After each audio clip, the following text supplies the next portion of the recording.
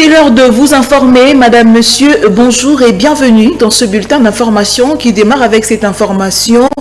Situation confuse le lundi 21 octobre aux alentours de Walikale après d'intenses combats qui ont opposé les rebelles du M23 soutenus par le Rwanda et les Wazalendo. Le dimanche 20 octobre, des voix s'élèvent pour dénoncer l'avancée de rebelles sous le regard impuissant de l'armée congolaise qui affirme respecter le cessez-le-feu décidé dans le cadre du processus de Luanda. On en parle avec Rachel Hadassaliwala.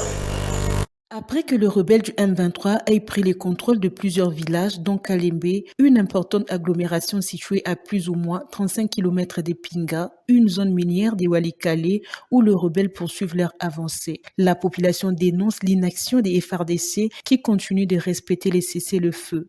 Stratégique parce que tout le monde le sait, le territoire de Walikale regorge d'innombrables ressources naturelles, des ressources minières, et que si l'M23 parvenait à percer vers Pinga par exemple, ou un peu plus à l'intérieur du territoire de Walikale, l'M23 trouverait effectivement des minerais, il y a de l'or dans cette zone et autres minerais, et ça risquerait de renforcer cette coalition d'agresseurs, à savoir l'M23 et l'armée rwandaise. Alors il faut être prudent, pendant que tout le monde saluait l'avancée à Luanda, ce qui est vrai d'ailleurs l'avancée, voilà que sur le terrain, la M23 cherche à se renforcer. Raison pour laquelle, tout en recommandant évidemment de déloger la M23, je demande aussi au gouvernement, à l'ensemble du gouvernement et des forces de sécurité de maintenir la vigilance, de ne pas être naïf. Même s'il y a des avancées à Luanda, il peut toujours y avoir des manœuvres de diversion sur terrain, et donc il faut rester pour cela prudent. Des sources sur place affirment que les rebelles, soutenus par les Rwandais, sont bien décidés à conquérir du terrain.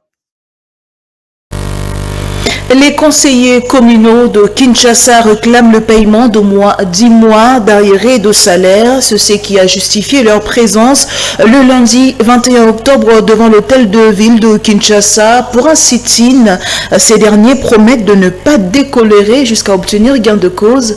Ida Maloba et Chiko Mukenzi ont été sur le terrain. Ce sit-in était un moyen pour les conseillers communaux d'exprimer leur ras-le-bol quant aux arriérés enregistrés dans le paiement de salaires, primes et frais de fonctionnement. À les en croire, l'argent serait déjà décaissé et que les blocages se situeraient au niveau de l'exécutif provincial de Kinshasa. Notre sit-in est fondé sur le point de presse qu'a fait Madame la Première ministre, disant que tous les frais de fonctionnement deux entités ont été déversées aux exécutifs provinciaux de la République démocratique du Congo. Et nous, étant élus de Kinshasa à la base, nous sommes venus réclamer ce qui est de droit pour nous. Parce que depuis la déclaration de son Excellence Madame la Première ministre, jusqu'à aujourd'hui, l'exécutif provincial de Kinshasa n'est dit mot. Une autre revendication, c'est le respect du cadre de travail entre les conseillers communaux et les bourgmestres des communes. Nous sommes venus pour ça, pour avoir toutes les questions possibles. En même temps, exiger le respect du télégramme qu'a fait son Excellence, Monsieur le Vice-Premier ministre et ministre de l'Intérieur, prônant sur le respect des cadres de travail entre le conseiller communal de la République ainsi que le bourgmestre qui était nommé autrefois par le décret-loi proposé par le Vice-Premier ministre et promulgué par le chef de l'État. Ce sit-in est le début d'une série de manifestations qu'organisent cette semaine les conseillers communaux. Ces derniers promettent d'aller jusqu'au bout de leurs revendications, jusqu'à obtenir des réponses idoines.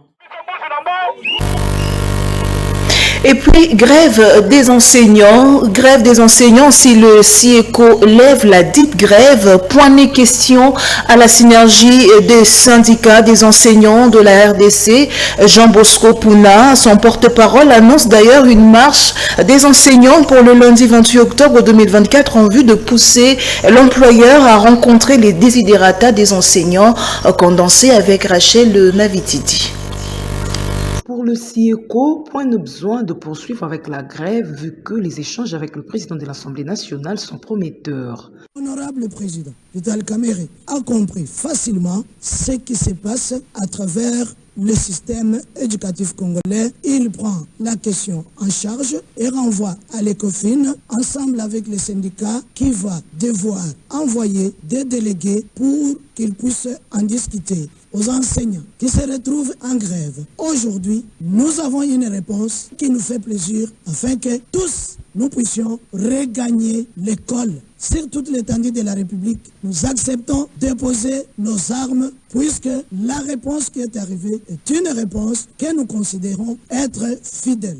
La synergie des syndicats des enseignants de la RDC persiste avec la grève. Pour son porte-parole Jean Bosco Pona, une marche des enseignants est prévue le lundi 28 octobre. Objectif, pousser les gouvernements à rencontrer les desiderata des enseignants. Nous avons suivi, nous n'avons pas apprécié ce qui s'est passé au niveau du Parlement parce que comment nos autorités peuvent-elles continuer à s'entretenir avec les groupes qui n'ont pas appelé à la grève, avec des groupes qui ne font que lever la grève et qui sont par les enseignants. Nous disons simplement aux enseignants que nous ne sommes pas concernés par cette décision parce que nous sommes adressés au président de l'Assemblée nationale. Jusqu'aujourd'hui, il n'y a pas de réponse. Et le CIECO qui a fait la déclaration n'est pas membre de la synergie des syndicats des enseignants de la RDC. Pour nous, nous en tenons à la déclaration de l'Assemblée générale des enseignants qui s'est tenue le samedi. Et les enseignants, dans l'unanimité, continueront à observer les mots d'ordre de grève parce qu'ils se disent il faut absolument que le gouvernement, que le Parlement puisse donner des réponses aux revendications des enseignants. Vous savez, on a parlé de la commission économico-financière, mais le président de l'Assemblée nationale l'avait déjà dit que c'était juste pour aller constater la contrainte budgétaire. Et donc les enseignants n'étaient pas seuls. Et nous comprenons que ça ne va pas, cette commission économico-financière ne va pas donner des réponses aux attentes des enseignants. Voilà pourquoi les enseignants sont déterminés à poursuivre les mots d'ordre de grève et attendre que le gouvernement convoque les travaux sur la politique salariale. Il n'y a que ce cadre-là qui peut sécuriser les enseignants. Ils ont par ailleurs invité le Parlement à voter un budget conséquent. Et le 28 octobre, c'est le lundi, nous avons une marche générale. Notez que les experts du CIECO et la commission ECOFIN de l'Assemblée nationale travailleront ensemble dans l'examen approfondi du projet de loi de finances 2025. Occasion pour les CIECO d'être au cœur des discussions sur l'affectation des fonds publics et sur la table des décisions au niveau pouvoir législatif. Un exercice qui sera prolongé au syndicat des médecins et l'intersyndical des agents de la fonction publique. Et puis cette dernière note, révision de la Constitution. La société civile de Goma juge cette idée de la pire distraction. Pour son président, le gouvernement et les politiciens devraient s'attaquer aux grandes questions de l'heure, telles la sécurité, le développement, la santé, l'éducation et les infrastructures. Les propos de Marion Gavo ont été recueillis par Rachel Lemavitidi. Pendant que la guerre déchire les populations dans l'est de la RDC, pendant que le chômage, la pauvreté est en train de rendre plus vulnérables presque toutes les couches de la population congolaise, les politiques s'adonnent à revisiter ou à réviser la Constitution. Certes, ils cherchent à ouvrir des voies pour, n'est-ce pas, se partager le pouvoir. Une autre manière de pérenniser le pouvoir, soit par l'opposition et plus particulièrement par le pouvoir en place. Nous pensons que, quelle que soit la révisitation de certaines clauses et de certains articles de la Constitution qui ne sont pas verrouillés ou verrouillés, la réponse repose sur le sérieux, sur le pragmatisme et sur la volonté des autorités ou des acteurs politiques à vouloir, n'est-ce pas, développer les populations, à vouloir avoir des plans cohérents pour la sortie et l'émergence, mais aussi certaines autorités n'ont plus la question d'honneur, parce qu'il suffit d'être ministre, même si on n'a pas réalisé un gain, n'est-ce pas, on se dit seulement j'étais ministre. Nous pensons que nous devons aujourd'hui nous attaquer aux grandes questions. C'est la sécurité, n'est-ce pas, c'est la réduction des chômages, c'est la production en vivres, c'est la bonne gestion des ressources naturelles, et cela affectés au secteur comme les infrastructures routières, l'éducation, la santé, en lieu et place de perdre du temps sur la révisitation, n'est-ce pas, de la Constitution ou de certaines clauses ou articles de la Constitution. La population a marre, la population souffre. Nous voulons qu'on termine la guerre, que les gens rentrent chez eux, que les routes soient ouvertes, que l'école fonctionne, que la population congolaise ait accès aux soins de santé le plus rapidement que possible. Et voilà tout pour ce bulletin d'information. Madame, Messieurs, merci beaucoup de l'avoir suivi. La prochaine édition, c'est à 19h30 avec Affaires Vita. Au revoir.